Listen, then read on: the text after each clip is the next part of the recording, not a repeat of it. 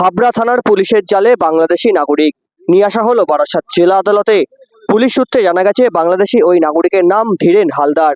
বাংলাদেশের যশোর জেলার বেনাপোল পাটবাড়ি এলাকায় বাড়ি। ভারতে প্রবেশ করার পর এখানে এসে আধার কার্ড সহ একাধিক প্রমাণপত্র তৈরি করেন।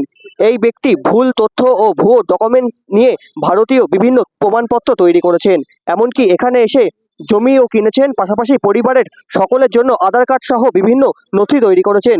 পুলিশ সূত্রে এমনটাই জানা গেছে।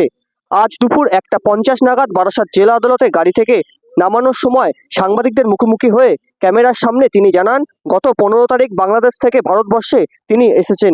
তারপর 5,000 টাকার বিনিময়ে এইসব ডকুমেন্ট তিনি তৈরি করেছিলেন।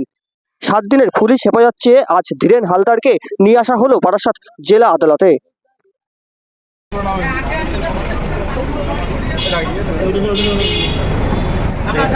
কোথা থেকে এই আই কার্ড গুলো বানিয়েছিলেন? আই কার্ড, আধার কার্ড কোথা থেকে বানিয়েছিলেন? কবে এসেছেন বাংলাদেশ থেকে? কবে বাংলাদেশ থেকে এসেছেন? কবে? হ্যাঁ 15 ফেব্রুয়ারি। 15 ফেব্রুয়ারি। আধার কার্ড, আই কার্ড কোথা থেকে তৈরি করেছেন? এগুলো বানিয়েছিলে। কত টাকা নিয়েছিল বানাতে? কত টাকা দিয়ে এগুলো বানিয়েছিলেন? তখন ওই 5,000 টাকা করে লাগছিল। 5,000 টাকা করে লেগেছিল। আরে বিক্রম নে মোবাইলটা।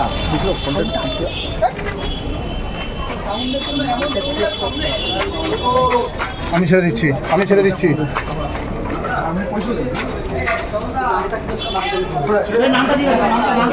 কি নাম আপনার? ধীরেন।